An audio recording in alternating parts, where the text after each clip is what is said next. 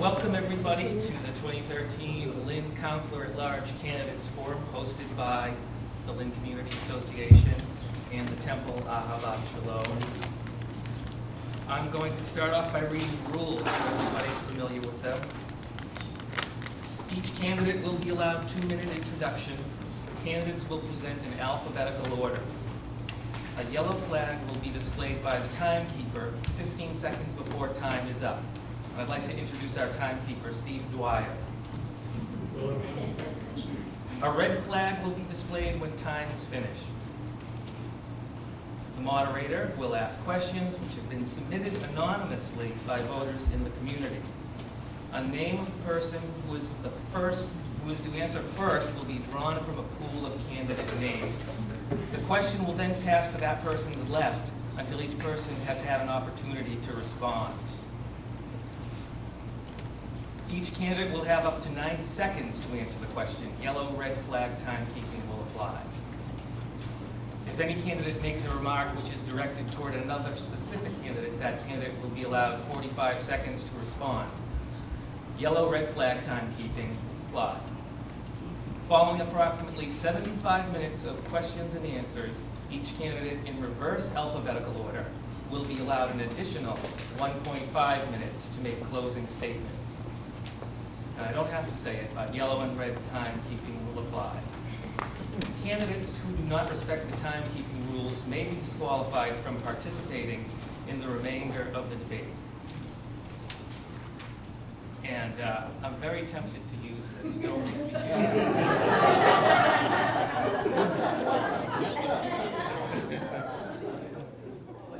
What does it sound like? Can you give us a test? I already did try it, by the way, and it's pretty loud. So please make sure that your cell phones are off for courtesy's sake. Hold your applause while the candidates are speaking. We know why we're here. We're here to get more informed about the candidates' beliefs and positions so that we can go to the polls in November and make an informed choice. So we'll start with a 2-minute introduction, and the candidates will, I'll introduce each candidate. The first will be Clay Walsh. Hello everyone, my name is Robert Clay Walsh. I am 36 years old and I live in the city of Lynn. I work with my father and brother at Walsh's Oil Company, and then I also moonlight part-time as a bartender in Beverly. I am a graduate of St. Mary's High in Lynn and Endicott College. I've been very active in the city of Lynn, serving on the Knights of Columbus and Friends of Lynn Woods boards. I have also served as a volunteer for LCA and Island Santa here in the city.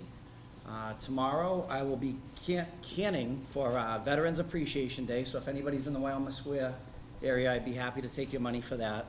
I am also, for the past 3 years, have been your plow guy in the downtown Lynn neighborhood.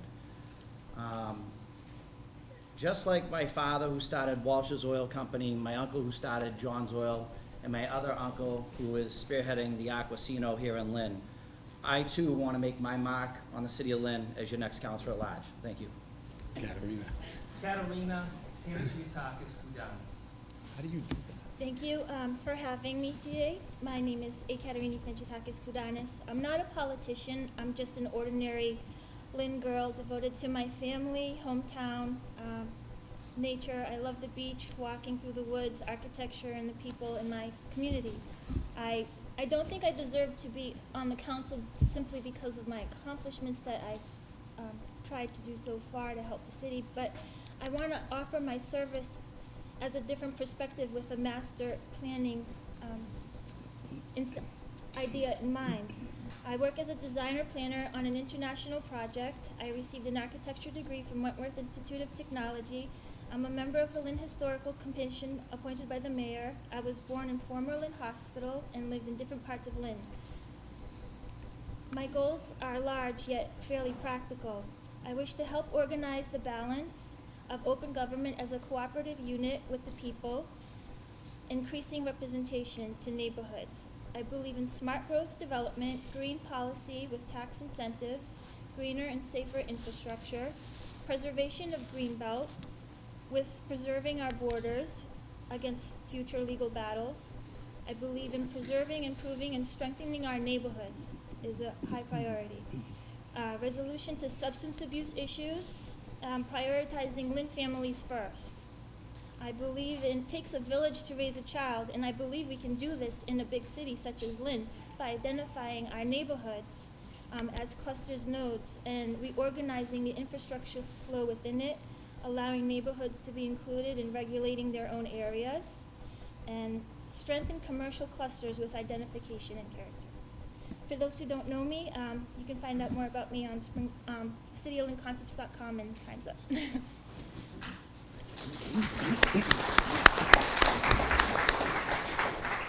Next up, Councilor-At-Large Honda. Thank you.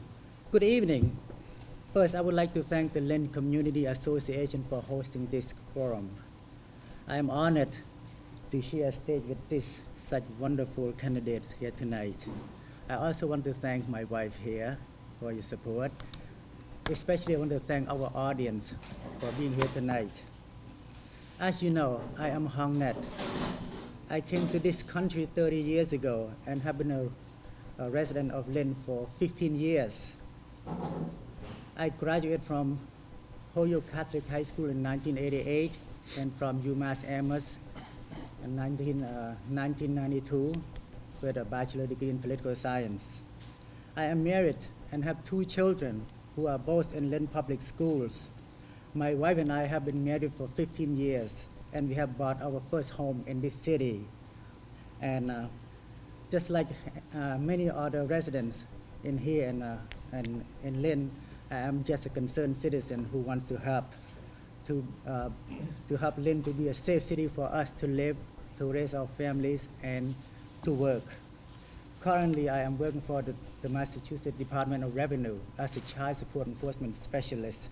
I was elected to the City Council 2 years ago and have been working hard to include our residents and community to participate in the process and to decision-making that affects our lives. I will continue to build bridges between our city government and our communities and our civic institutions. Most importantly, I will continue to listen to your voices and make them heard in City Hall. Thank you very much, and I look forward to hearing your questions.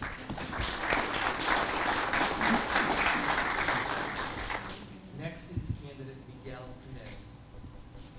Good evening, everybody. Can you hear me in the back? Or you want me to stand? Okay. My name is Miguel Funes, and I like to thank Mary Trahan and also the Community Association for holding this event here tonight, and as well as the Ahat Echelon building and everybody involved in making this happen. Thank you. I moved to Lynn in 1992 in search of a better future, something that my family and kids can grow safe and they can get an education worth going to college.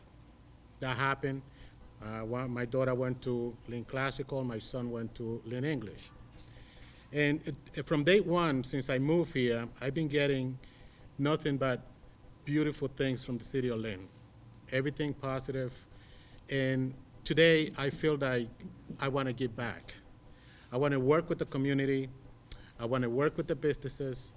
And I want to work with the voice that you have so I can bring those complaints to City Hall so they can actually put an action into it. You know? Not just listen and not do anything. But my goal is actually to continue the trend that for many years in the city of Lynn is growing. And it's growing one step at a time. Sometimes we say, when is the waterfront going to be developed? Well, it takes time and it takes a few steps, and I know we're going to get into that a little while later. But yes, I'm running for Councilor-At-Large, and I like to have one of your 4 votes come September 17th, and November actually is the final election. Thank you.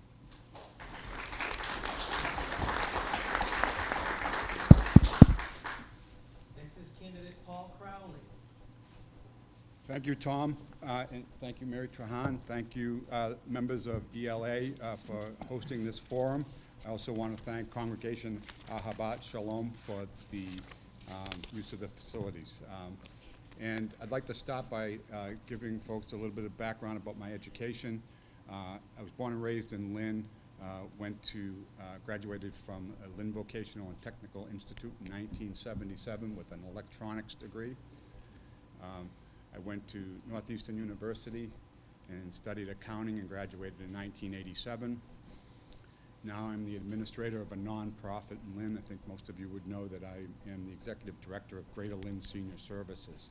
Now, how I took my electronics degree and my accounting degree and became an executive director is not exactly clear, but I will tell you it has a lot to do with my heart and my interest in supporting the community that we live in. I've been there for 4 years. I feel like I've done an effective job in supporting and advocating for the interests of the elderly and the disabled in our population. I have also been very supportive of the Lynn community in terms of bringing business into the community. We moved our transportation facility into Lynn in 2009, which brought 400 jobs to the city of Lynn. My family, I grew up right here in East Lynn on Green Street.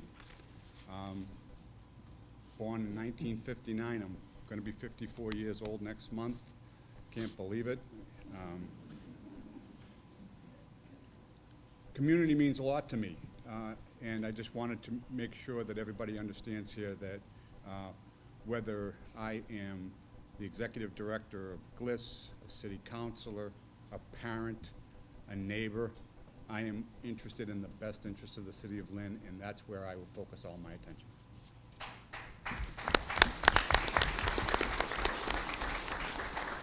One quick thing. Well, I do want to correct that first, Tom, and no disrespect to the moderator. I am the Ward 5 City Councilor.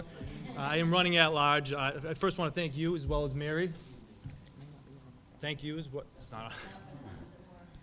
Thank you as well as Mary. All right, so I want to thank you as well as Mary and all of you for being here tonight. It's so important to be involved throughout this whole political process, and I think it's great to see such a crowded room on a Wednesday in July. Running for Ward 5 Council was really the best decision I've made in my life. It's the job I love. I love it more and more every day. It's been an honor to serve for the past 3.5 years. I've really been most proud, I think, of my constituent services, helping out the people that call almost every day, whether the issue is as small as a pothole or as big as economic development or zoning. My goal is to be as accessible and responsive to everyone who calls, and to be as helpful as possible. And I think improving our neighborhoods as well has been a focus. And it's not something you can really quantify, but over time, you can see little improvements here and there. And I know it's a lot of hard work ahead of us, but looking out in this room, I know a lot of you have been there every step of the way in terms of the fight and your activism in the community. So I appreciate all your efforts there. I think moving forward, if as a city we want to expand our services and really bring them to the level that they deserve to be, we're going to need to expand through economic development. We're going to need to increase our revenues by bringing new businesses and new residents in. And I think, along with a number of my colleagues here tonight, we've really made a lot of progress over the past few years. We've found a way to expedite permitting for businesses along the waterfront. We've worked with new businesses coming in through TIFs and other programs like that.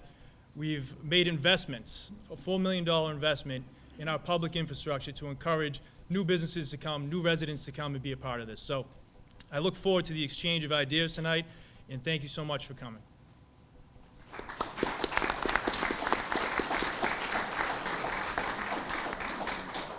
Councilor-At-Large, Dan Cahill.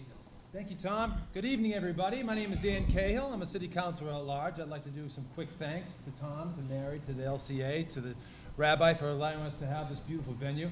It's like a homecoming. I grew up about 2 blocks that way on Lynchard Drive. My parents are here. They follow me to all these events, even though I'm 34 years old. My father is the only one embarrassed by that. I want to save as much time, though, because I know it's so important to have questions from the audience. You can read about me, my bio, while I answer long-winded questions, so please I won't take offense, but most importantly, I'd like to just tell you I'm a homeowner here in the city of Lynn.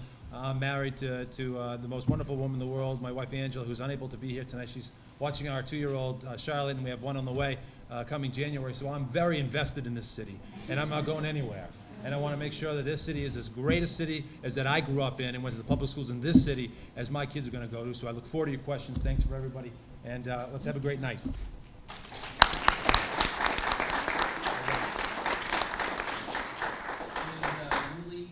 New Councilor-at-Large, Buzzy Bart. Thank you.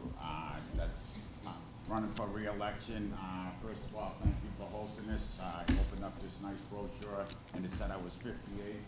I lived in the city for 61 years. But on the website, I'm really happy to be here. I've been a resident of Lynn all my life. I was on the Lynn Fire Department for 28 years. It was probably the best 28 years of my life. I really enjoyed it. Public safety is what I concentrate on. I give back to the city that way. I coached sports in the city of Lynn for many years. I just love working with the youth in the city, and you know, I enjoy being a counselor. Thank you.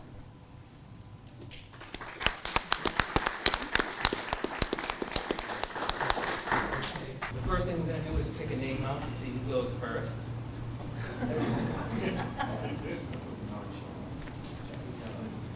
Brendan Crichton will go first. Okay, the first question. In political races, we often discuss the successes and never really discuss the failures of what could have been done better to improve the situation for the greater whole for the future. Looking back, what is one failure that you would wish to have done differently, and what will you plan to do next about it or on a similar situation? Thank you for that very thoughtful question. Love talking about my failures. So, I mean, I guess looking back at my first 2 terms on the council, I think, I mean, you get into office, you kind of get a feel for the situation, and you take it easy kind of moving into it. And there were a few big issues that came up initially that I think I focused a little bit too much attention on, and maybe wasn't focused as much on the bigger picture things over time. And I think communication is something we could have did a little bit better. I think throughout the city, and certainly no fault of any branch in particular, but it took a little while for, I think, everyone to get comfortable. And I think moving forward, we really just need to jump into it all together, the council, the city officials, the mayor, and really work together from the start. I mean, there's really, everyone in this room, every elected official wants what's best for the city. And we may have different ways of doing it, but at the end of the day, I think we can all come to a consensus, and there's really no need for any, you know, divisive or any, I guess, loss of focus on what really matters, which is helping the constituents in Lynn. So I think communication is one thing I'd like to start right out the gates if I'm elected Councilor-at-Large. Thank you.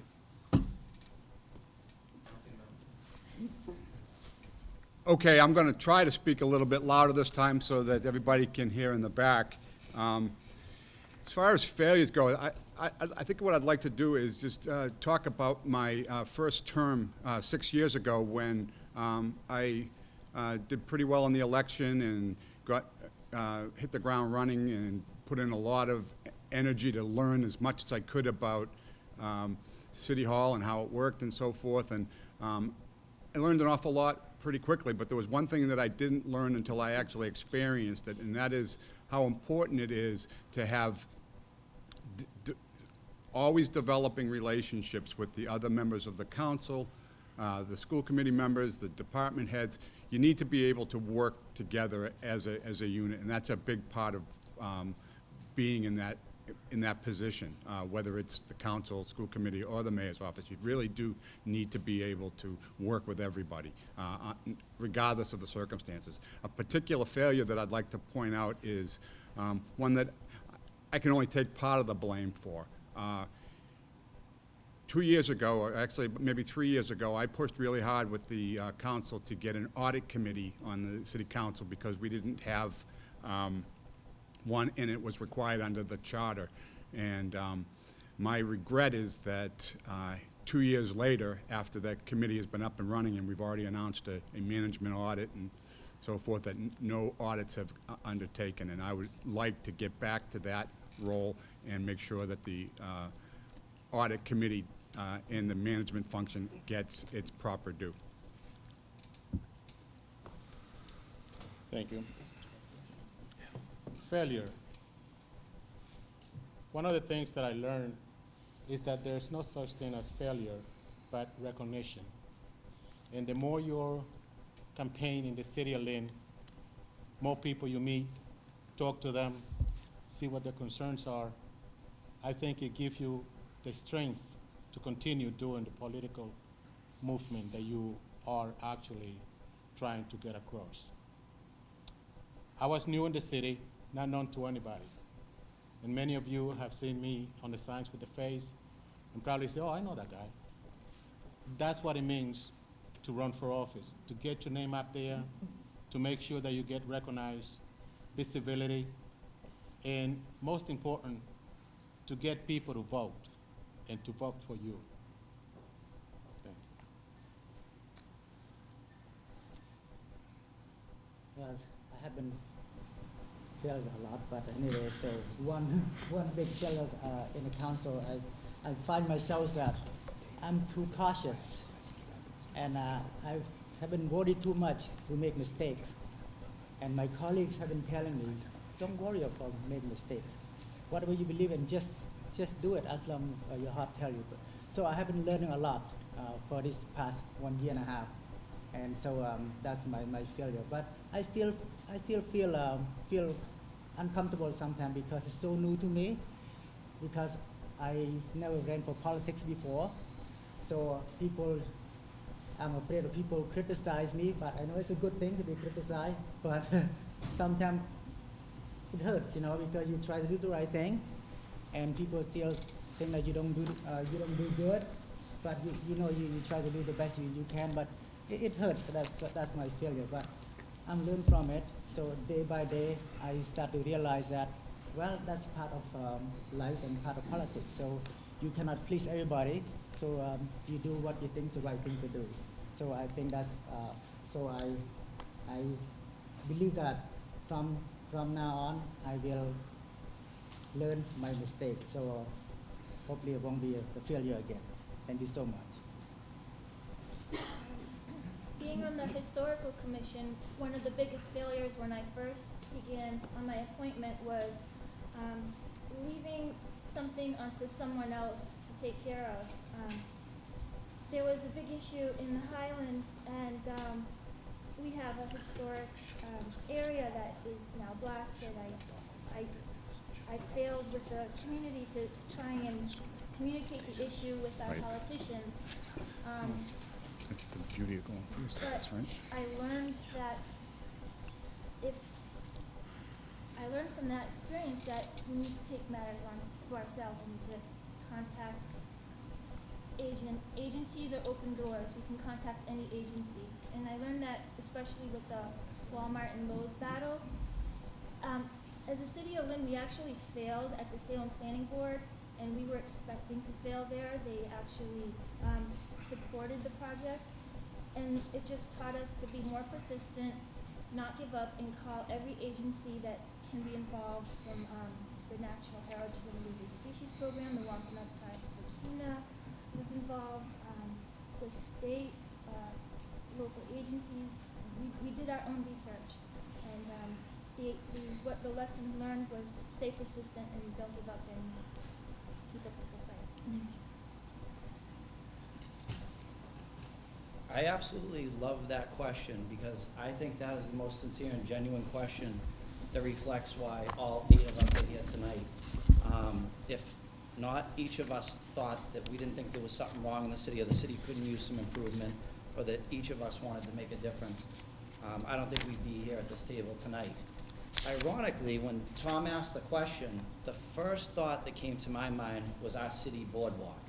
A long time ago, the city came up with this phase and this plan through EDIC to develop Seaport.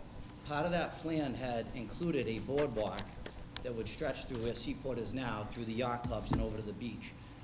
Something that is, as your next Councilor-at-Large, I would be happy to do is to begin conversations with our yacht clubs again, to try to figure out how we can resolve and build our boardwalk again and have a place for our people to take their dogs, go for walks, enjoy their afternoons. I did bring a couple of visual aids with me tonight. This is a visual aid of the Seaport District in Boston. I believe that Boston has had a unified vision about what they want to accomplish, and clearly, in the past 10 years, they've done so in the Seaport District. I don't see why not. We can't have a microcosm of this on our waterfront. Thank you. That word failure, it never sat well with me. It's something that I would do different. The second time around, if I'm reelected, I would get more aggressive with the department heads, making City Hall more user-friendly. You know, I'd have each department head sit down with me and find ways that people feel comfortable walking in their office and doing business. That's something I said when I was first running, and that's something that I would start to get aggressive with. Thank you. Well, if you're talking about personal failures, I don't think we have enough time for me to talk about my personal failures. I have a lot of those. But as a counselor, I can tell you this. When the city fails, I fail. And if I fail, I feel like the city fails. And if every time you feel like the streets are too dirty and your streets haven't been plowed out on time and the tree just can't get trimmed in front of your house and there's a pothole that just seems to be there every year, nonstop, you know, when you call us and we can't get it done, we truly feel like we've failed.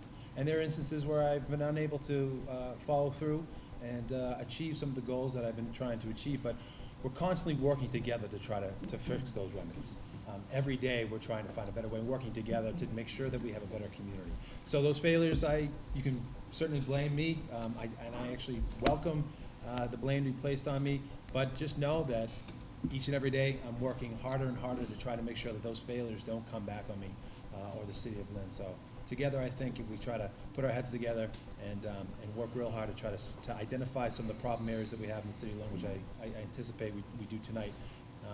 So not so much failures, but places for improvement, I think. So hopefully my personal failures will demise as well as time goes on. Yeah.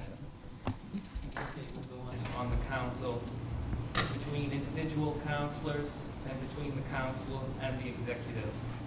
How do you intend to overcome this so that the council functions effectively for the entire city? It's simple. Try not to take anything personally. Criticism, I've learned that very well in my architecture schooling. And I've learned to just simply communicate. If we communicate, share ideas, if we agree or not, the issues need to be on the table. Everyone needs to know different perspectives, and that's what I want to do. I want to offer a different perspective. Talk about the rose between two thorns here. I think Katarina's right. I think it's important to be able to go to bed at night and leave your battles behind you, wake up tomorrow and fight the next fight. There's going to be another battle the next day. I absolutely believe that it's also up to each of us as individuals to try to step up and do the right thing. You know, at the end of the day, I'm responsible for myself. As far as me trying to take initiatives, I'm usually a guy that's always willing to work with people. I'm happy to work with people. My door's always open.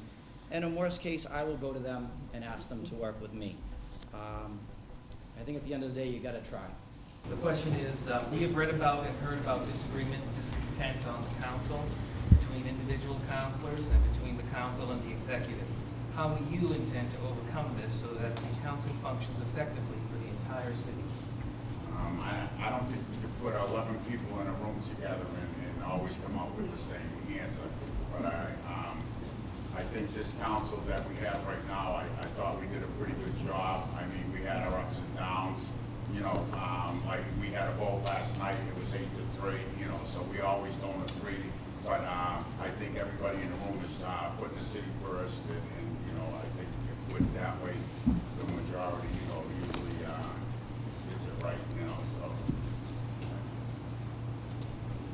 important. I think it's important to point out that the Lynn City Council is not like Washington D.C. It's not the tumultuous body that you read about in the paper. I've been on boards where you've had unanimous votes, and I've been on boards like this one where there's been narrow losses and narrow wins. And I got to tell you, it all depends on the substance of the debate. We've tackled some really socially divisive issues. We've battled on marijuana.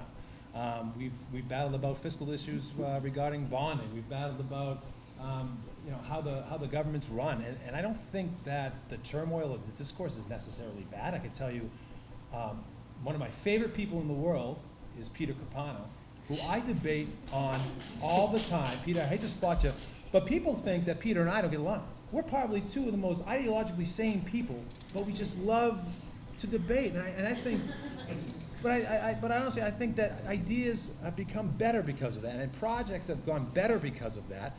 And even members of this board who are incumbents, myself, Buzzy, Brendan, and Hong, go through our voting record. We're not in lockstep. Last night we voted off each other. But you know what? We all respect one another, and I respect them and their wisdom, and I welcome their input. But I don't think that we're really at odds. We disagree with the mayor, but we're two totally different branches. But a lot of times we work very well with the mayor. So be selfish. Be proud of your council. Be proud of your mayor. I think government's working, and I think your input's being heard. And I think that when you have divisiveness, it's actually a very good thing. It's very healthy for a community and government. I agree with both Buzzy and Dan. I think disagreements are a good thing. I mean, we have a diverse city, a lot of different ideas out there, and I hope that the council would reflect that. I mean, we've been on every one of the councils has been on the losing end of a number of votes. We don't vote yes down the line, and I think having a healthy debate is healthy for democracy. And I hope it continues. I do think that we do need to keep in mind not to take anything personally, and that's where you head down a bad path with disagreements. But if you treat it as, I guess like Clay said, tomorrow's a new day. Could agree with someone tomorrow that you disagree with the night before, but as long as you're communicating and you're focusing on the business at hand, I think we'll work through it. Thank you. I think disagreement and discontent are two very different things. When you disagree with somebody, it's okay. I think that it's important that people disagree, and I also think it's important that there are a number of different ideas brought to the table in the form of debate, with disagreement being an important part of what we do. We hear the term celebrate diversity on a number of occasions, and in Lynn, there's no place better than to celebrate diversity in Lynn. But you need to celebrate the diversity of ideas as well. In terms of discontent, I think that is a fracturing, negative piece of what can go on a council or on any kind of board that needs to get a majority vote to support it. When discontent rules the day, you will not get good results. It's always important that as we meet and discuss ideas, that we are quiet about our criticism and loud about our praise. And by doing that, I think that, and looking to work together and look for compromise and so forth, that you can actually come up with ideas that end up being the right idea, not the weakest idea that is watered down by a number of different factions within a group. If you all sit around, work it out, and not only want people's ideas, but embrace their ideas, you can do an awful lot of good things, whether it's on the council, state legislature, or in the U.S. Congress. And I've just got to say quickly, I know I got a red flag here, but I'm going to spot Pete Capano too. Him and I don't agree on anything, and we debate all the time. And it's always been a good debate because, you know what? The two of us have an honest debate about the issues, and we respect each other's opinions. Thank you. It's funny, one of my brothers here said Washington. It's not Washington. Well, last night, as I was going downstairs in City Hall, somebody was coming up with like 4 boxes, one of the councilors, I'm not going to say who, 4 boxes of pizza. And I said, wow, it's going to be a long night. And that's what it is in Washington when they have a long debate. and they can make something pass. The experience that I have sitting in the visiting area, never been a council before, is how these people work together. They can sweat it out, and they come to a conclusion at the end of the night. They don't go home holding grudges, and it's all about agreeing to what's the best decision for the city of Lynn. It's not what they want to do. It's because they bring in your voice to City Hall. And when you elect one of us, we need to bring to City Hall that idea. We got to put it on the table. We have to delegate. This not is my way or no way. It is the way the 11 councilors get to reach that decision, and that's how they vote on. It's how you get to yes, not by fighting, by taking the people, the voters in Lynn seriously. And that's how it's done. Well, Buzzy, Dan, and Brendan pretty much right about that. Yes, we all got elected not to get along all the time. We got elected to represent the people that we represent, and of course, everybody have different ideas. And we're not fighting in the council. We are debating on issues. And of course, when we debate, sometimes we lose a little patience too. But that's normal. I have seen Congress people even throw shoes at each other. That is all right, but it's not. But I wish I hope it's nothing gonna happen like that to us. It will not happen, I promise. But at the end of the day, we come to compromise. We talk out, we communicate, and we sit down. We find out why did we do that, and after all, we get along fine. And like Clay said, I agree. So the new day tomorrow, so just forget about it, and because part of politics, and even your spouse, you can't get along all the time. So Throw a shoe at you. just honest. Be honest. There goes the shoe. Okay, so I think so we are fine. We have good counsel, and I respect my colleagues a lot, and I enjoy being a council very much. Thank you. Under what circumstances would you recommend a resident contact an at-large counselor rather than a designated ward counselor? I think you're talking about friends, you know. I lost the thought. I guess I'm trying to get to I guess the questioner is trying to get to the difference between how do you see yourselves as different from ward counselors? Okay, yeah, okay, I get you now, thank you. The ward counselors, a lot of ward counselors, they get a lot more phone calls than the at-larges do. You know, about trees and sidewalks and stuff like that. Us ward counselors, us council-at-larges, we don't get as many calls. We usually get the calls when they don't get no results from their ward counselor. And what I did myself was during the snowstorms, the ward counselors were getting a lot of phone calls, and they couldn't handle all their calls. So what I did was I called a couple of ward counselors, and I took half their list, and I got back to their people, you know, and I even walked to some of their houses, and I helped people some. So a counselor-at-large, as far as a ward counselor, they just don't get the phone calls that they get. So you just do the best you can and help the ward counselors out. Thank you. It's interesting. Ward counselors, you know, Lynn's a big city, but it's really not. I walk the city, it takes me the whole year to walk the city.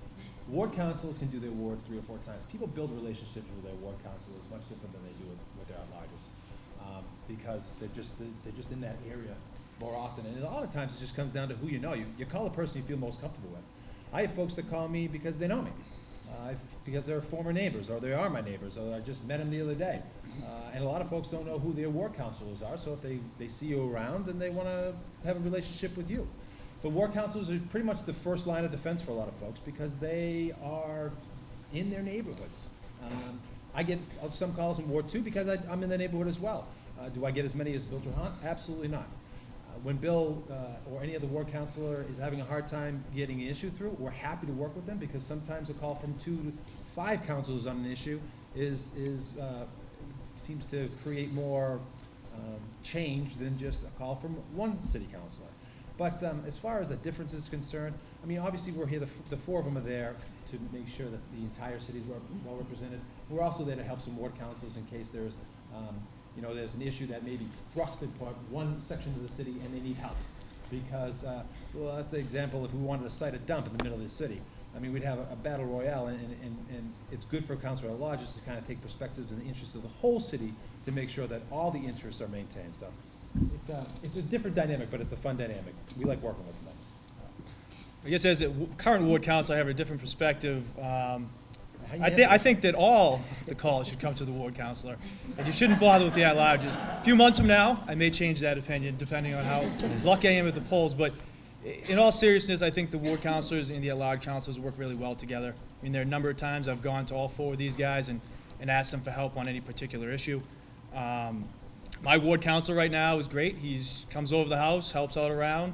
Rich Colucci is trying to get rid of my fear of getting up on the ladder to clean the gutters. So he's really hands-on. I think it's important to maintain that relationship. But I don't think you'd ever hesitate for calling an at-large councilor on similar issues to the ward. We really all work together. Thank you. As far as the difference between an at-large counselor and a ward counselor in terms of how you in this audience or anybody who has an issue with the city that they need addressed, I think it always boils down to relationships. It's interesting, I haven't been on the council for about 2 years now, or actually a year and a half, I guess it's been, and I still get a lot of calls. And I don't mind that. In fact, I'm really glad that I do. I'll see people, the relationships that we have with department heads that we develop over time are lifelong. They don't go away simply because you're not an elected official. Being an at-large counselor versus a ward counselor really doesn't matter in terms of ultimately in terms of a vote, because everybody's vote counts as one. In terms of the ward counselor and how they need to focus on issues within their ward per se more than outside of their ward. I think that's an important thing. I just equate a story when I was first on the council, and I live in Ward 7, one of my colleagues, the Ward 7 councilor, was going to Florida for a week in the winter, and he asked me if I would take his calls. And being a new counselor, I was, and one who didn't quite understand the role of a ward counselor, I said sure. And we had a snowstorm that week, and the phone rang off the hook. Well, I do think that there is a difference between the ward councilor and also the at-large councilor. The ward councilor is like if a tree fell on the street, you're not going to call the at-large councilor. Or there's a light out, but when they need to make a decision that concerns the whole city of Lynn, for example, a couple of months ago, the councilors agree, all 11 of them, on the foreclosure debate to pass the law that will protect homeowners from losing their home. They agree, all 11 of them. So that was a decision made by every council in the city of Lynn, not just the ward council. And I believe that the reason we have the ward councilors and at-large is so you can, like Crowley said, develop that relationship with your ward councilor. Go and knock on the door. People come to my door. I'm not a councilor, but they knock on my door. Who do you think I should call? Should I call the ward councilor or the at-large councilor? And I said, well, who do you get along with better? And that's how it goes. Thank you. Well, between ward councilor and at-large, sounds different, but pretty much the same. I do get a lot of calls also because most of them I speak their language. So that's good in a way because at least they know someone to call. But I always before I take any action, I always go to the ward counselor first because I don't want to feel to step on their toes. Because as respect, so I need to respect them first. So I need to work with them. If they said, okay, go ahead, Hong, you have the green light, I work on behalf of them.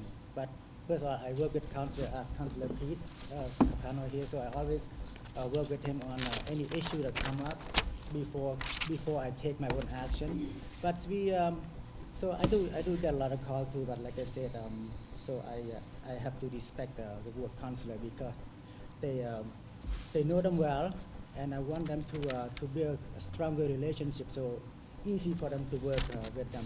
For us, sometimes I feel like it's the last resort, unless they cannot work with the ward counselor, then they come to us. But sometimes I don't look that way because I feel like we are together in this together. If one counselor cannot do it, we all cannot do it. So we have to help each other out. That's how I feel. Thank you. I really love what you said, how people connect with you, even if it's an issue, a ward issue, whether it's language or an affiliation in a group, that's great. And I believe when the issues, ideas, and concerns affect the community as a whole, geographically or views to improve the site, that there are cores in the city that we all have a heart in. Say we may not live in, say, Ward 5, downtown area, or the waterfront, or Shore Drive, or near Linwoods, but we all have a heart because we tour and visit those areas. And if the issues affect not just where you live, but where you visit, that's also an importance. And because one development affects the other. We're a string. There are neighborhoods, but we're all interconnected and we intersect. I think when you think Councilor-At-Large, you should think community at large. I also think any time's a good time to call that Councilor-At-Large. It's my belief that the responsibility of a good Councilor-At-Large will steer you towards your ward counselor. Perhaps it'll steer you towards a department head or some other resource for the city. If, for instance, you had an idea, as Dan said, something that would affect the community as a whole, perhaps you'd like to see a Starbucks come to Lynn, and perhaps you would like to see the Starbucks be located in the vacant Blockbuster location on Boston Street. That's a good time to call your Councilor-At-Large. Elections, counselor, make a difference concerning the outcome.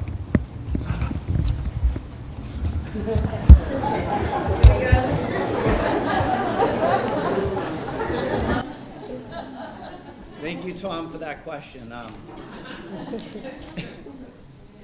Being involved in the community, a lot of people have approached me and said, what is your #1 issue for the city of Lynn? What is the one thing you would do if you could make a change here in the city? And one of my biggest concerns, just being a resident of the city and an active individual in the city and driving through the city, has been a lot of our intersections in the city of Lynn are not equipped with preemption signals. Those are signals that allow for when an ambulance or a fire truck or a police car is coming through the intersection, it will give that emergency vehicle the green light.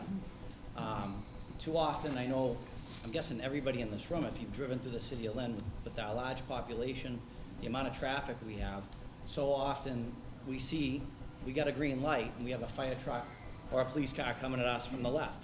Or perhaps you're in Wyoming Square and we have a red light and we have an ambulance behind us, but he can't go anywhere because the light won't change. The preemption signals are this little black sensor that I would like to see installed over the next 5 years. As Tom said, something over 5 years. This is a project that will take time. I'd like to see our biggest and our most dangerous intersections outfitted with these sensors. Thank you. The most important issue for the next 5 years will be schools, schools, schools. Right now, we just took over the land on Brookline Street to put a new Marshall Middle School there. If we have to get this Marshall Middle School done. If we don't get this done, then we need at least 4 or 5 more other schools that we need to have built in the city. They have nowhere to put these kids. The kids are our future. So I think that would be the most important issue for the next 5 years, is getting Marshall Middle School built so we can move on and keep building more schools in the city. Thank you. I very much agree with Councilor Barton. The building of the Marshall Middle School is a critical piece of Lynn's puzzle. If we do not vote on a bond to build Marshall Middle School, we are essentially saying we are not going to build any schools any time in the city of Lynn. Our schools are tremendously aging. We have schools that are over 100 years old. In Marblehead, if a school's over 40 years old, it's a rush to Proposition 2.5. In Lynn, we have schools that have been around since the turn of the last century.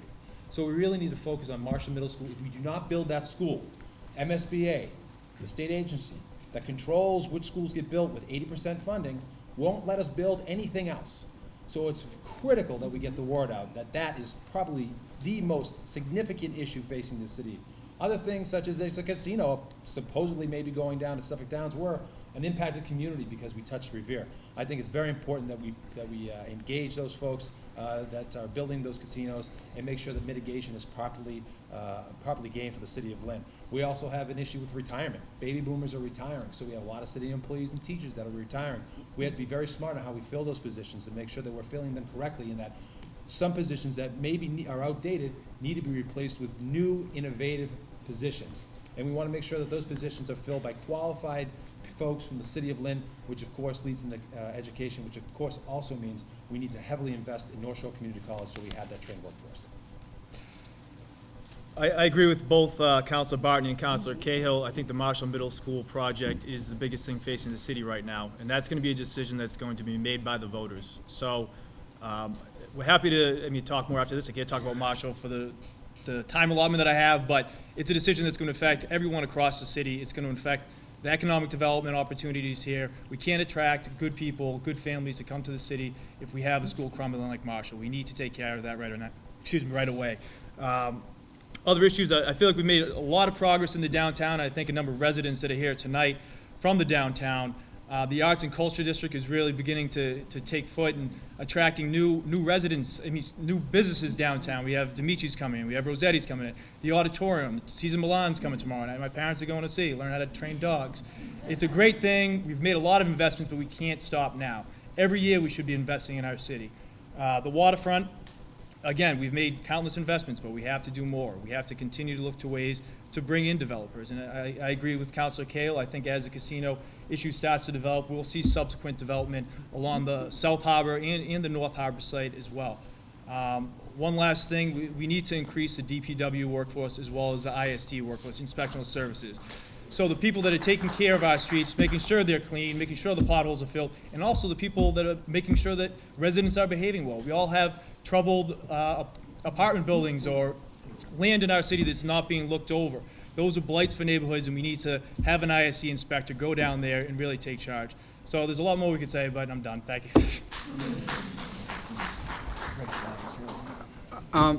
you. The sexy answer here is that we're going to focus on education, safety. We're going to do all of the things that people, we're going to invest in the community. We're going to do all these great things. Frankly, Marshall Middle School is in fact a very important piece of the puzzle, as Councilor Cahill pointed out. But I want to say one thing about that. We all want the same things. I don't think there's anybody in this room that disagrees with the want list. But when we talk about investing in this, investing in that, investing in this, investing in that, we don't talk about how we're going to pay for it. We just talk about saying that we want to do it. And what I get concerned about is when we as politicians speak in these terms, because it's what you want to hear. But what I want to talk about is what we need to do, and that is to focus on some things that are really rather important in order for us to ever do the things that we're all in favor of doing, and that is improving the system of accounting, improving the system of auditing, improving the management functions within the organization, making sure we are hiring good candidates, as Councilor Cahill pointed out, for any of the positions. We need to not just put money at a problem, we need to get good people to do a good job. And if we don't focus on things like that, then we'll struggle all the way.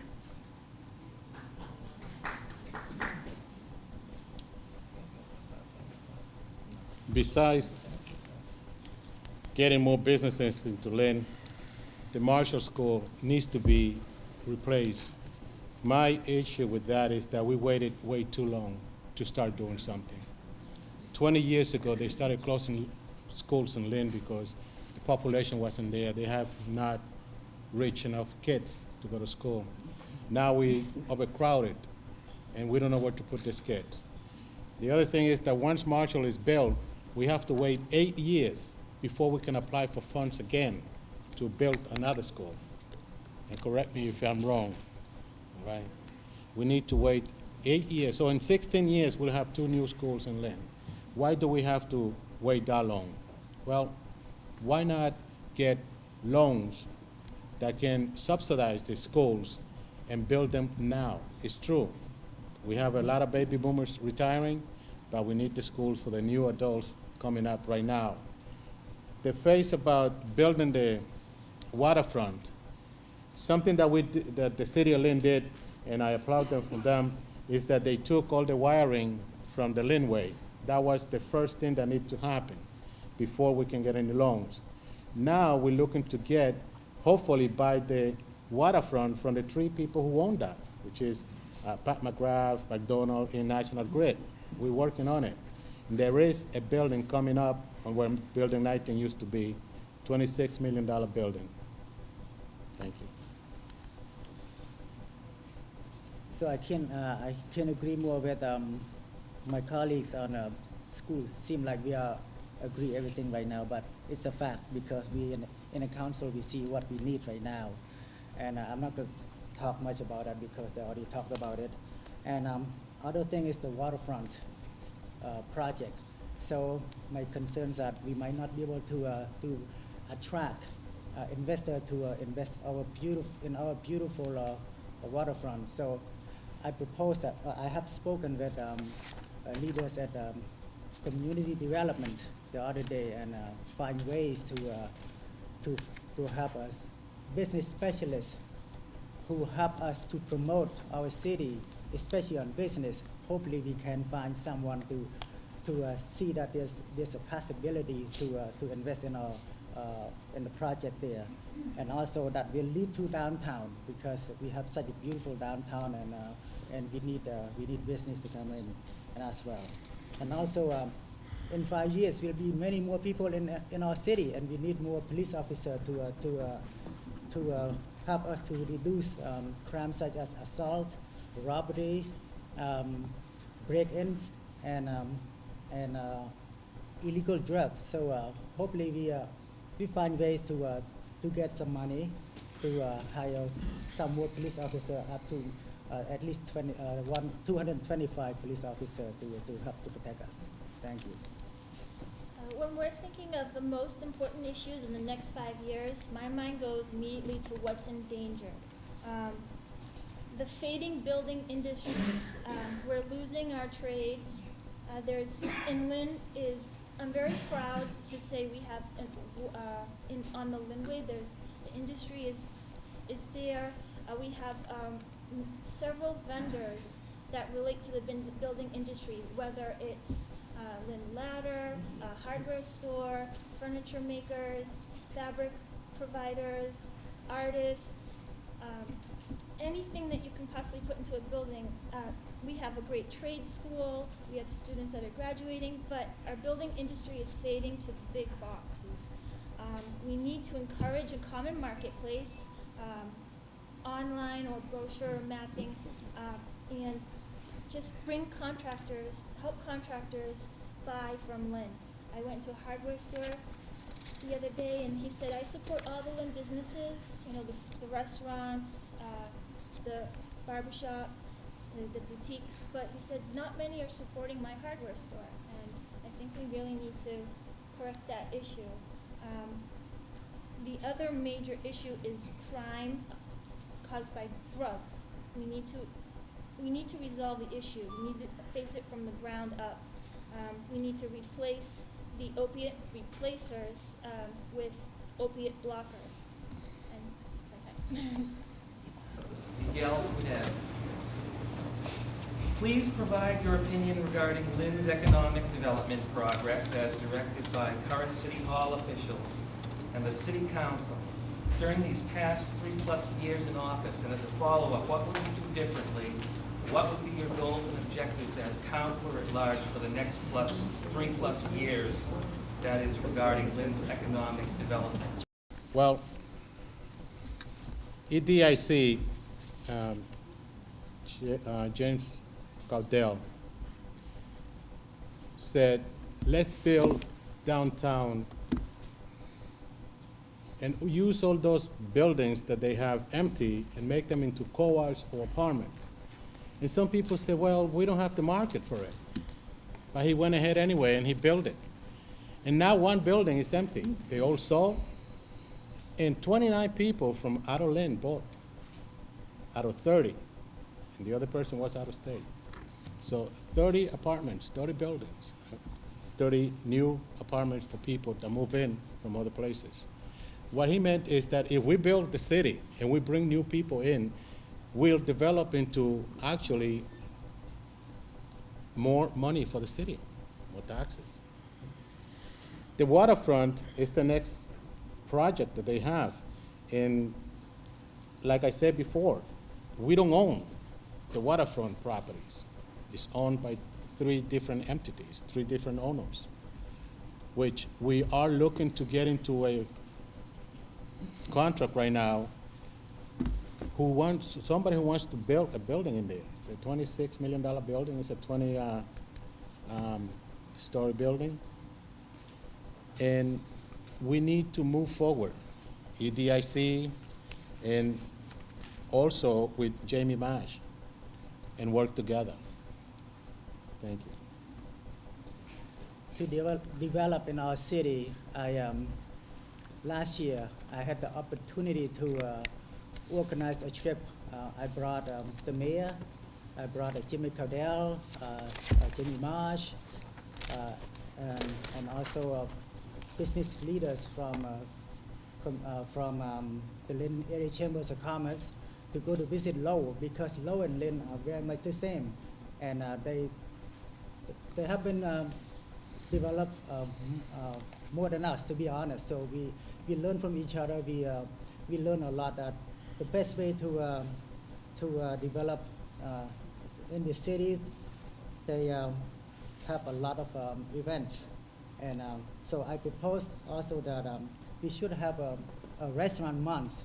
Maybe I want to start it sometime this year, so that way we start to attract people to come to visit our city more and more, so that we can start to advertise so what our city can offer to the outsiders. So and we will have to pay for the advertisement. So that way, and I will work on that and with my colleagues right here and the rest of my colleagues at the council, and to see if we can find a way to do that to promote our city that way. Thank you. excuse me, Tom, could you repeat the question? Please provide your opinion regarding Lynn's economic development progress as directed by current City Hall officials and the City Council. During these past 3+ years in office, and as a follow-up, what would you do differently? What would be your goals and objectives for the next 3 years? Get rid of the planners for the waterfront. It is the wrong move to increase the residential and ignore the industrial on the waterfront. We could treat the waterfront such as South Boston Bays, where we can mix venues, tourism, amusement parks with industry. And because if we add the high towers on, it's turning our back to the rest of Lynn. Pine Hill will lose their views, and it's non-contextual to Lynn. It's a hack job. I'm sorry to say it. It's just my opinion.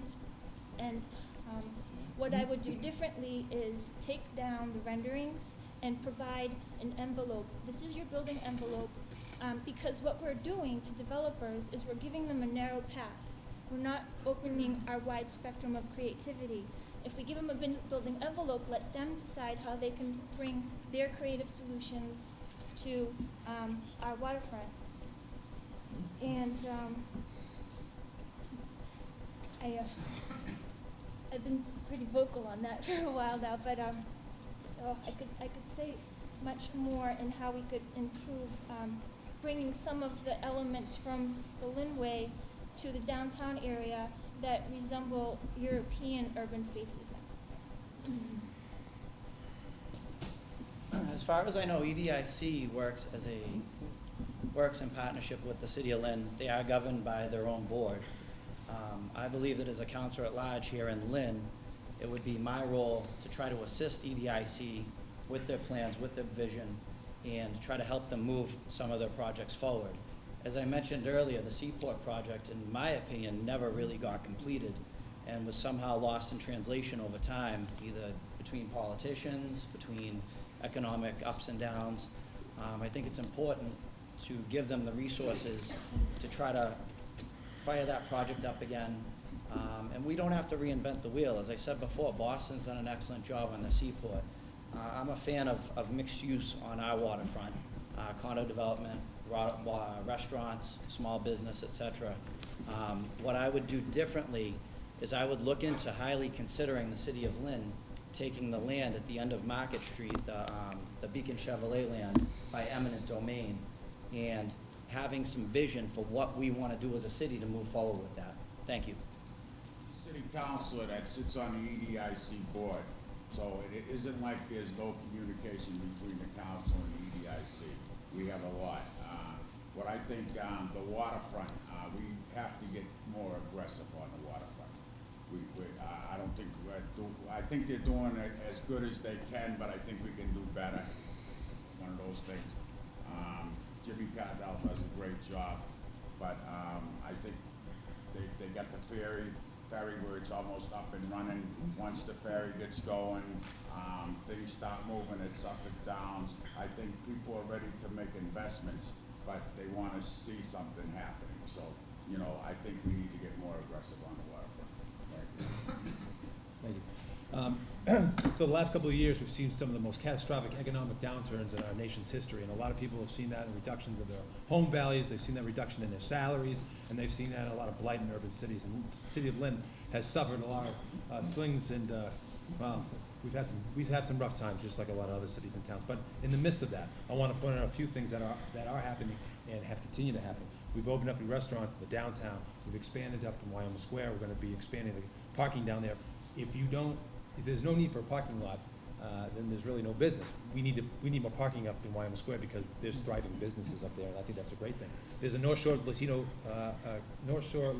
Business Association, which if you didn't have businesses coming to the City of Lynn, there'd be no need for a new association. They've done a tremendous job, and we're going to ribbon cuttings weekly. And that's a testament to the Latino community that are building new businesses, new entrepreneurs, and I think and they've chosen Lynn to come, which is a welcome, because small businesses, of course, employ our local folks. Kettle Cuisina is building, and we've attracted them from Chelsea to the City of Lynn. They've built an expansion down the Lynnway, 33 Central. You've read about that today, but at least the EDIC had the foresight to take that building and try to do something positive with it, aside from tearing it down. We also have a ferry coming, North Shore Community College Test Kitchen, but let's talk about the Beacon Chevrolet site. We're going to clear that title. That's coming up soon. By clearing that title, it will be buildable. And Lower Washington Street, the Sagamore Hill, have you seen the development there? And working with NDA, we're trying to do a lot of things with housing and economic development.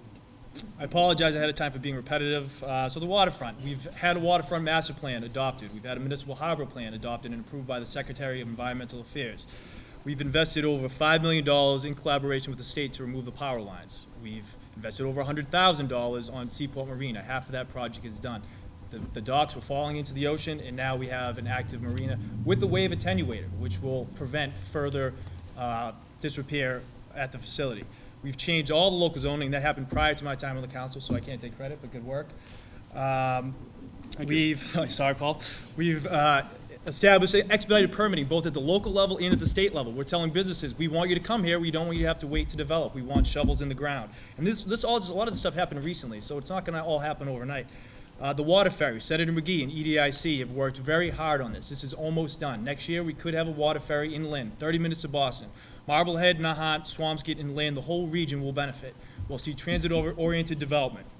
In the downtown, we've had new groups pop up all over the place. Arts After Hours has done a great job. Downtown Lynn Neighborhood Association. There's always events happening down there. Come down there and see it. We've made significant investments through our public arts. The commuter rail bridge is no longer Pepto-Bismol pink. We have a nice auditorium that now can function year-long. Also, outside of the downtown of the waterfront, I think Dan touched upon this, we've making a significant infrastructure investment up in Broadway all the way to Iowa Square. And with the $4 million investment that the council passed and the mayor approved last year, we're going to be improving parks and playgrounds across the city, including Fraser Field, the Lynn Commons, Lynn Woods, McManus Field, the Marina and Auditorium. Thank you. Wow, that was a lot. How much did that cost? Alex. In terms of economic development in the city of Lynn, I'm a firm believer in the private sector playing a lead role in the development of property, and I make no exception with respect to the downtown, to the waterfront, and to the two large parcels over in West Lynn that are where the Market Basket are going to go to. The reason that those properties are being developed or will be developed is because government helped guide the way so the private sector can come in and do their job, which is to create wealth, to create jobs, and to build a community that people will want to come to. And I think that that's really an important thing to understand. Government all too often thinks it has all the answers.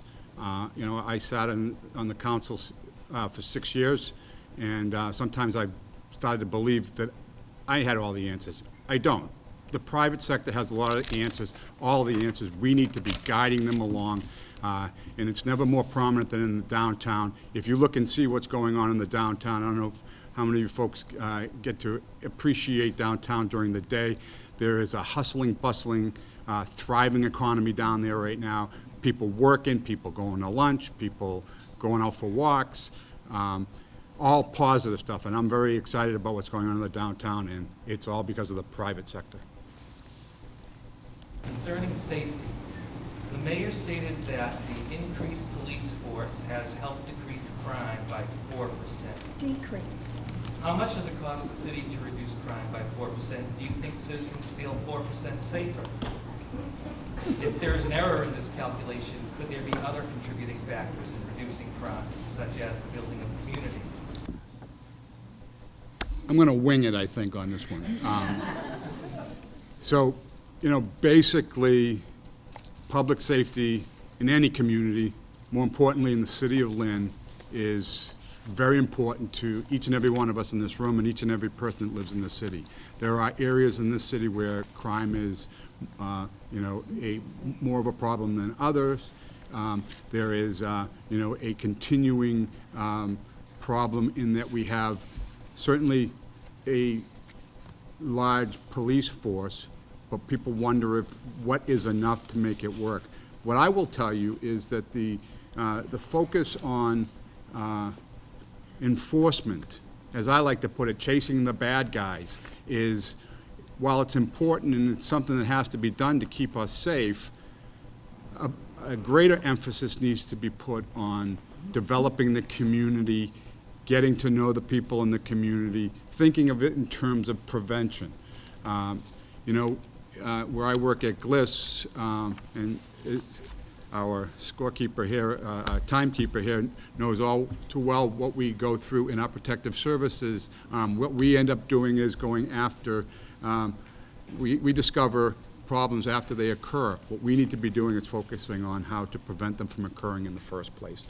And that applies to the public safety and as well as health and education.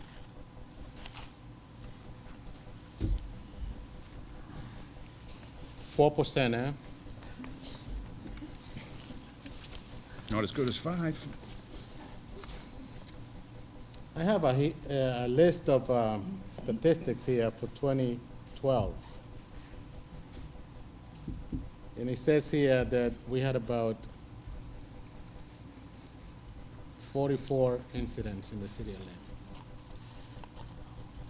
My idea and how I propose to reduce crime actually is by doing a buyback gun in the city of Lynn. Why don't we do that?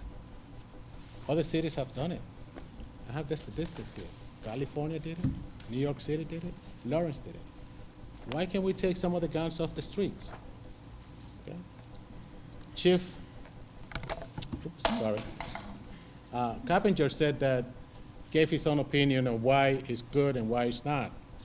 But as long as we keep those guns on the streets, any of us going home tonight, we are a target. We don't know what might happen. So I propose that we create a plan to buy back those guns. If you are with me, I hope you can vote for me, because that's my plan, and that's what I like to propose the moment I'm elected, if you vote for me. Thank you. Safe communities, everyone always want. And I also a strong supporter of public safety as well. And I had the opportunity to take a ride with one of our fine police officers on Friday night. I rode almost the whole night. I have seen, yes, our city needs a lot of help. But many of our police officers got to know the neighborhoods well too, so they know people by name. I'm so impressed, and I applaud for that. Because for this past year, yes, we have a CPO and a station almost every corner, every communities right now, which is good. But crime still not quite as low as we wanted yet. The robberies, break-ins, still happen almost every day. And so that's why I believe that we have to find money to hire more police officers, because we cannot depend on what we have right now, because they work overtime too much, they get tired, so they might not be able to do as good job as they want to. So we need at least 225 police officers to help to protect us, because the robberies and crimes still not quite as low as we wanted. That's how I believe. Thank you. Well, the LPD and the community do-gooders do an excellent job at reducing. I believe together the whole community reduces crime. There's two things, targeted strategies, which I believe we can do with less money in reducing crime. If we just simply strengthen the neighborhoods as village nodes and organize a balance of open government, creating super blocks. I'm thinking of the Fay Estate as one example, and it's organizing flow of the traffic of streets and just building community togetherness. The other major thing that we could make Lynn Street safer is actually addressing and stop the war on drugs to rebuild families, and stop treating the addicted people as criminals and help them move towards treatment. One of the problems we have is we have people from other communities coming into Lynn to utilize the services here. Methadone isn't bad, but it's outdated. There's better medicine. Methadone is an opiate replacer, which means they can increase their highs. We need opiate blockers. It costs less to administer Suboxone and Vivitrol, which lasts 1 to 2 months, than to incarcerate and treat people as criminals, and hopefully make the place better for everyone. In general, over the past 5 years, I actually feel a lot better about walking around the city. Recently with the community liaison team that I personally have seen around the community, especially in the downtown Lynn area, the Lynn Common, I've actually seen them in Ward 1 as well. I, in general, feel better about our community. Tom, I don't have enough information on the stats, on the percentages and numbers, but I do think that our Lynn Police have done a good job recently. There has been some major raids. They have taken drugs and guns and gangsters off our streets. I also think that it's not just on the police. I think we need to have general improvements made by our city by our city departments throughout the city. You got the broken window theory. I also think, as I mentioned before, preemption signals is another factor of safety in our city. Heroin is a big problem in our city as well. And in talking with the chief of police, I think that that's where a lot of our crime stems from. My personal opinion about the best way to deal with that is education in our schools, education in our community centers, etc. And then also from working with LCA, who deals with troubled youth, it's very important to make sure we ensure that our kids are off the streets in the summertime and that we are making sure we have the money to give them summer jobs. You know, strength is in numbers. You can show me all the statistics you want. It's, you know, it's Chinese to me. You know, you gotta have people there. Like when I got on the council, one of the things I wanted to do was to bring on CLTs. Well, we have CLTs, community policing now, which is great. We need police officers in the high schools. We don't have any in the high schools. They're in the junior high schools now. I mean, I know it costs money.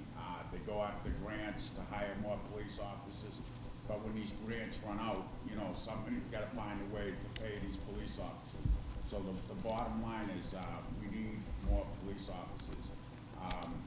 Once people feel safe in the city, I'm sure outsiders are going to invest in the city, but you have to feel safe first, and strength is in numbers, and we just don't have the numbers, you know, to do that. Thank you. There's a famous book called Freakonomics. I don't know if anyone's ever read it, but it's a bizarre book where they take strange statistics and kind of string them together. Like if human consumption of bananas goes up, then we have an increase of hurricanes in a season. I don't really believe in that stuff. I think, Luke, my understanding of the question is, has the money spent on the increase of police resulted in a reduction of crime? I think you have to look at the whole scope of things. We've also had a reduction, although slight, although it's going in the right direction, of unemployment in the city, which at a record high of 12 to 14% have finally come down. Even though they're not where we want them to be, they're still going down. And I got some bad news for you. The assessor claims that assessments seem to be going up. So although it's a bad sign for taxpayers, it's actually a good sign for growth. That means the values of the properties are going up, which means the economy is getting a little bit more healthy. So when you have those things and you have investments in education and you have like things like a drop-in center at Lynn Tech and summer jobs for young children to get off the streets, all those things are really tied in together. So we're talking about really reduction in crime. It's a longer and much more in-depth conversation about economic development, about education, and of course about investing in public safety. And I think everyone likes the bike cops, the CLTs in our neighborhood. It makes you feel a little safe and we get to know our police a little bit better. So I think we've done a good job. But there's a lot more we can do, and hopefully with more resources we'll be able to do that. I think we could always use more police on the ground. I'm told we need another 30 or so police officers out there to be an acceptable level. Obviously, it's tough in tough economic times like this to make that increase, but I think we should always be aiming towards that level. I think the CLT program has done a great job. We actually have police officers on the ground communicating one-on-one with the neighbors. So having that connection, I mean, obviously you can go to your ward council or your at-large councilors, but having that connection on the ground, I think has really improved people's feeling of safety in their neighborhoods. I do agree the student safety officers, as a product of Lynn Public Schools, it was always helpful to have someone there really working in kind of the same way as a CLT officer. You have someone you can talk to. Additionally, I agree, youth summer jobs, after-school programs, really stopping the problem before it starts and giving kids things to do during their out-of-school time. But again, it comes back to the money. I do want to recognize, as Clay did, the heroin problem in the city. It's not something simple that we can say we're going to do this and it's gone, but it's something that I know Chief Carpenter and the force is working on. I think we've identified that as a problem. It leads to other crimes, and I don't have all the answers on that, but I think if we continue to work hard on it and really put a focus, we'll make some ground. Thank you.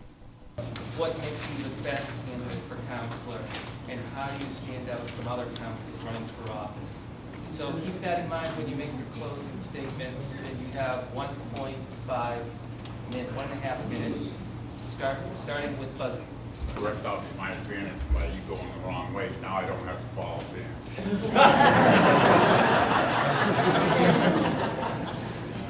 You know, like I said earlier, I'm Buzzy Barton. I'm 61 years old. I've been in this city all my life. I'm no better than anybody here. You know, I'm just an average guy. Everybody has their strong points. Everybody has their weak points. As you can see, debates ain't for me. You know, but all kidding aside, I love what I'm doing. I think I'm doing a good job. I'm retired. I'm there 24/7. I can be reached. You know, I don't have a job. I have nothing but time. So I give my heart to the city. I always have, and I'll continue to do that. Thank you. I think our goal as residents, and we talk about 4 city councilor-at-large positions, is to make sure that you have 4 of the best city councilor-at-larges you can possibly vote for. I'd like to be one of those best city councilors, if you consider me that. And I don't have to be the best city councilor in the world, I just have to be your best city councilor, and I hope that I've shown that through hard work that I've done that. I really enjoy what I do, I love it on a daily basis. I get to meet a lot of folks. In fact, I've met pretty much the majority of folks in this room. If I haven't, I will find you before the end of this is over, and we will have a conversation. But I love the meetings, I love the debate, I love the camaraderie, I love the neighborhood. You see me visibly, hopefully you see me visibly in the community, in all 4 corners of this city. And it's not because I'm doing it for self-worth, I'm doing it because I generally enjoy it. I've been raised that way, and it's always about making sure you give back to the community that you love so much. And I don't work in Lynn, I work in Boston. And I gotta tell you, when I'm in Boston, I'm constantly working in Lynn. And I wouldn't want to change that. And if I wanted to change that, if I really didn't enjoy that, I promise you I would not be sitting here today, because I think there would be another qualified person that could stand up. There's a lot of qualified people on this dais right now that could fill those shoes. But I'm going to continue to work hard for each and every one of you. I'm one of your 4 votes. Dan Cahill, votecahill.com. I'm on Facebook, I'm on Twitter. I don't write anything exciting though, so I'm sorry. I think it's kind of cruel that it's so late. We got coffee cups, but no puppies. So I'm going to do something I do rarely and end early. And thank you everybody for coming out tonight. Thank you, Dan. I've been fortunate to be a lifelong resident of Lynn. I've benefited so much from this community, so much from the education system, so much from the recreation, the different sports I've played, strong family connections. I've recently bought my first home with my lovely fiance who's here, so I've benefited in that way as well.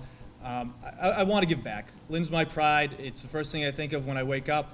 It's the last thing I think of when I go to bed, and it's really it's a passion that I don't think will ever go away. And my experience as a Ward 5 as a ward counselor has really connected me with constituent services, helping the neighborhoods, being on the ground level, and I really want to apply that to the councilor-at-large position, as my colleagues here have done as well. So I love the job. I'm excited to work. We have a lot of challenges, but we've come a long way, and I think if we just keep working at it, we're going to get over that hump. And Lynn really could be the next big thing in Massachusetts. So thank you. I hope I can have one of your 4 votes. I think it's really important that the makeup of the city council be representative of the population, not only in terms of gender and race and national origin and so forth, but I also think it needs to be all walks of life. You need folks from all different elements of the spectrum. It's important to have a guy like Buzzy Barton, a former fireman. It's important to have a guy like Mr. Crichton, who has been very much involved in community service. It's important to have a guy like Hong Net on the city council. It's important to have a guy like Dan Cahill. But it's also important to have a guy like Paul Crowley, Miguel Funes. I can't pronounce her name, but I am going to say Katerina, and Clay. We are all, I think, we all bring a lot of different values to the table, and I just want to say that when it comes time to vote, think about the different walks of life that represent the 8 people on the list, and pick the person that you think helps to fill a gap that exists as a result of a lack of something somewhere else. And if we can build an eclectic council that covers all the different walks of life, I think would be a much better council for it. And with that being said, I'm hoping that in November you'll consider me for one of your 4 votes.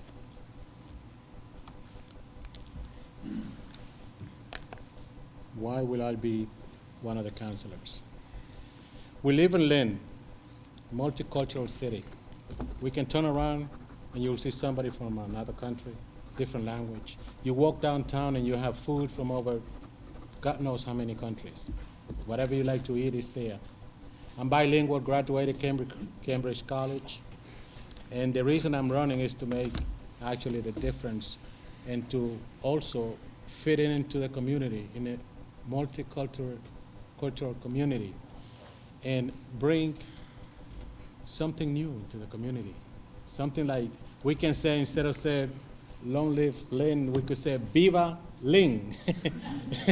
And change it a bit, change it a little bit.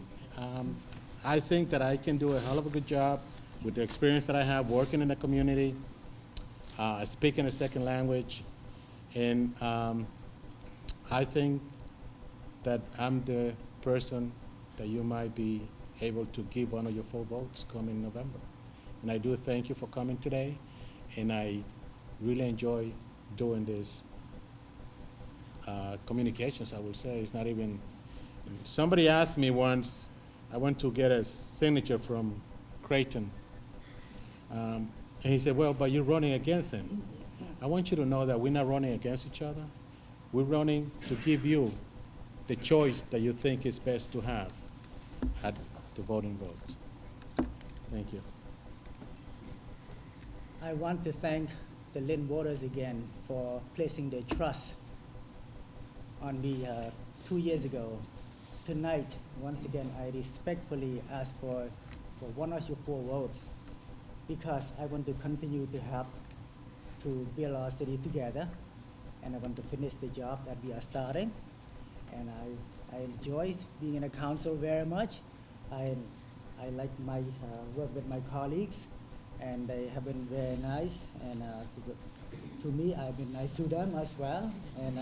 And thank you so much for being nice to me as also. And I think I have done a decent job in the council, and with the help from my friends, my team, from everybody, from my colleagues in the council, we create the first Human Rights Commission in our city, and we also established a brand new business association who help with other business communities, and I also feel that it is important to continue to get everyone to engage in decision making. I want to make sure everyone have the voice in the city hall. So then please call me anytime you want. And if you want to know more about me, my website is very easy, votehong.net. So please visit it, and my number is on the website also. Please call me. And thank you so much for the opportunity, and have a good night. I'm just an ordinary Lynn girl, as I said before, and my seat is really representing 89,000 people of Lynn. I want to be as invisible as possible to not master plan, because I would just humble myself. I'm not a master planner in that sense, but and even if someone does call themselves one, you have to consider what type of planner. Are they the type that listens to the whole, studies, analyzes, formulates a matrix of a complete comprehensive solution, or are they the type that says this is what it is? I hope I will be the type to listen as a master planner for the whole city, to try and incorporate what we all try and strive for in true democracy. And I'm very devoted to green living and nature, and I hope we can live a happier, healthier life, lift our pride in our city. And I have a website too. It's cityolinconcepts.com. and thank you for your time.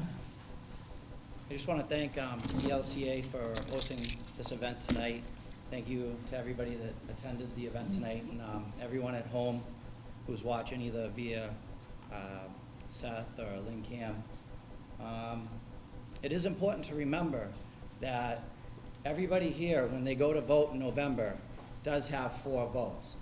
The Councilor-At-Large race is a lot different than any other race, and not everybody's aware of this, but you do have 4 votes you can use on any one of the 8 of us.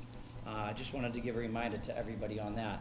But as far as being unique and what sets me apart, I think when you do go to consider your 4 votes, I think you should pick an ideas guy to fit in with those 4 votes.